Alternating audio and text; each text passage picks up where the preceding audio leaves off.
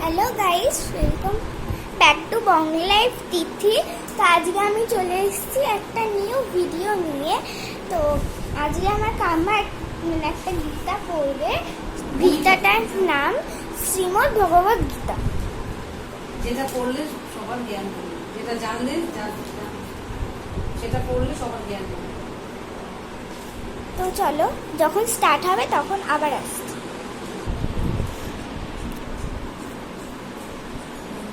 নমস্কার, আমি আজ গীতা পাঠের ফলাফলটা আপনাদেরকে শোনাবো। কারণ কি এই ছোটো গীতা, শ্রীমদ্ ভগবদ গীতা, যেটা পাঠ করলে সবার জ্ঞান হয়। তো ফলটা বলবো, তাহলে সবার প্রথম অধ্যায় দ্বিতীয় অধ্যায় শুনতে ভালো লাগে। আমি আজকে প্রথম থেকে অষ্টদশ অধ্যায় গীতা পড়লে কী ফল লাভ হয় শুনেছি, কি ফল লাভ হয়, কি ভালো হয়, তো সেটা আজকে শুনিয়ে দেবো। তারপরে ইন্ট্রোডাকশন দিয়ে প্রথম থেকে অষ্টদশ। তো প্রথম থেকে অষ্টাদশ অধ্যায় এই গীতাটা ছোটো গীতার মধ্যে আছে। তো আমার দুবার তিনবার পড়া হয়ে গেছে। তো আপনাদের আমি ইন্ট্রোডাকশনটা পড়িয়ে দেবো। তার প্রথম অধ্যায় থেকে অষ্টাদশ অধ্যায় অব্দি আমি এক একদিন এক একটা পড়াবো। তো আজকে ফলটা একটু পড়ছি, শুনবেন। তা ফলটা শুনলে ভালো লাগবে গীতা, তাহলে তো গীতা শোনার ইন্টারেস্টটা থাকবে। ঠিক আছে, চলুন। প্রথম অধ্যায়। ব্রহ্ম বলিলেন, ব্রহ্ম মানে যার কোনো ক্ষয় নেই, যার মৃত্যু নেই, সবার মধ্যে যেটা সবার ভেতরে আছে, গাছপালা, মানুষ, প্রাণী, সেটাই হচ্ছে ব্রহ্ম। তার কোনো মৃত্যু নেই, ক্ষয় নেই, কিছু নেই। তো গীতার প্রথম অধ্যায় ভক্তিভাবে পাঠ করিলে মানবের মন পবিত্রতায় পূর্ণ হয়। কি বলেছে না, গীতায় ব্রহ্ম বলেছে যে গীতার প্রথম অধ্যায় ভক্তিভাবে পাঠ করিলে মানবের মন পবিত্রতায় পূর্ণ হয়। দ্বিতীয় অধ্যায় পাঠ করিলে নির্মল বুদ্ধি লাভ হইয়া থাকে। দ্বিতীয় অধ্যায় পাঠ করিলে নির্মল বুদ্ধি লাভ হইয়া থাকে। তৃতীয় অধ্যায় পাঠ করিলে পাপ বিনাশ হইয়া থাকে। তৃতীয় অধ্যায় পাঠ করিলে কি বললাম না, পাপ বিনাশ হইয়া থাকে। আমি দুবার করে বলবো, ভালো লাগবে। চতুর্থ অধ্যায় পাঠ করিলে ব্রহ্ম হত্যা এবং স্ত্রী হত্যার পাপ সকল অবিলম্বে দূর হইয়া যাবে। চতুর্থ অধ্যায় পাঠ করিলে ব্রহ্ম হত্যা এবং স্ত্রী হত্যার পাপ সকল অবিলম্বে দূর হইয়া যায়। পঞ্চম অধ্যায় পাঠ করিলে চুরি করিবার মহাপাপ নষ্ট হইয়া থাকে। পঞ্চম অধ্যায় পাঠ করিলে চুরি করিবার মহাপাপ নষ্ট হইয়া থাকে। ষষ্ঠ অধ্যায় পাঠ করিলে দুর্ভাগ্য নাশ হয়। ষষ্ঠ অধ্যায় পাঠ করিলে দুর্ভাগ্য নাশ হয়। সপ্তম অধ্যায় পাঠ করিলে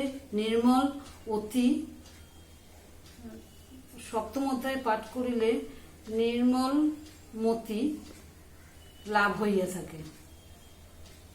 অষ্টম অধ্যায় পাঠ করিলে অখাদ্য ভোজন খাদ্য পাপ নষ্ট হইয়া থাকে। অষ্টম অধ্যায় পাঠ করিলে অখাদ্য ভোজনজ্য পাপ নষ্ট হইয়া থাকে। নবম অধ্যায় পাঠ করলে পৃথিবীর দান সম পুণ্য লাভ হয়। নবম অধ্যায় পাঠ করলে পৃথিবীর দান সম পুণ্য লাভ হয়। দশম অধ্যায় পাঠ করিলে সমস্ত পাপ নষ্ট হইয়া হৃদয়ে শ্রেষ্ঠ জ্ঞানের উদয় হয়। দশম অধ্যায় পাঠ করিলে সমস্ত পাপ নষ্ট হইয়া হৃদয়ে শ্রেষ্ঠ জ্ঞানের উদয় হয়। একাদশ অধ্যায় পাঠ করিলে মানুষের ব্রহ্মজ্ঞান হয়।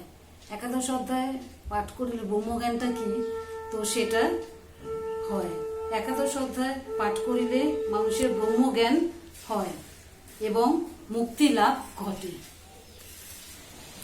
দ্বাদশ অধ্যায় পাঠ করিলে ভগবানের প্রতি বিশুদ্ধ ভক্তি জন্মে। দ্বাদশ অধ্যায় পাঠ করিলে ভগবানের প্রতি বিশুদ্ধ ভক্তি জন্মে। ত্রয়োদশ অধ্যায় পাঠ করিলে জ্ঞানচক্ষুর বিকাশ এবং শক্তি লাভ হয়। ত্রয়োদশ অধ্যায় পাঠ করিলে জ্ঞান চক্ষুর বিকাশ এবং শক্তি লাভ হয়। চতুর্দশ অধ্যায় পাঠ করিলে অশ্বমেধাদি যজ্ঞের ফল লাভ হয়। পঞ্চদশ অধ্যায় পাঠ করিলে নির্মল জ্ঞান উদরে যোগী হওয়া যায়। ষোড়শ অধ্যায় পাঠ করিলে ভববন্ধন হইতে মুক্তি পায়। ষোড়শ অধ্যায় পাঠ করিলে ভববন্ধন হইতে মুক্তি পায়। সপ্তদশ অধ্যায় পাঠ করিলে বাজপেয় নামক যজ্ঞের ফল লাভ হইয়া থাকে এবং ভগবানের প্রতি প্রগাঢ় ভক্তি উদয় হয় এবং মুক্তি লাভের পথ প্রশস্ত হয়। অষ্টাদশ অধ্যায় পাঠ করিলে জ্ঞান বর্ণিতে সকল পাপ বিনষ্ট হয়। অষ্টাদশ অধ্যায় পাঠ করিলে জ্ঞানের আলোতে, বর্ণিতে মানে আলো, জ্ঞানের বর্ণিতে সকল পাপ বিনষ্ট হয় এবং ভগবান শ্রীকৃষ্ণের কৃপা লাভ করা যায়। ভক্তিভাবে গীতা পাঠের জীব ইহলোকে সুখ শান্তি এবং পরলোকে পরম সুখী হইয়া মুক্তি লাভ করেন। তো আমি আজকে অষ্টাদশ অধ্যায় আপনাদের শোনালাম। তো এরপর আমি ইন্ট্রোডাকশন দিয়ে প্রথম দ্বিতীয় অধ্যায় এক একদিন যেদিন আমার সম্ভব হবে আমি আপনাদের পড়ে শোনাব। নমস্কার।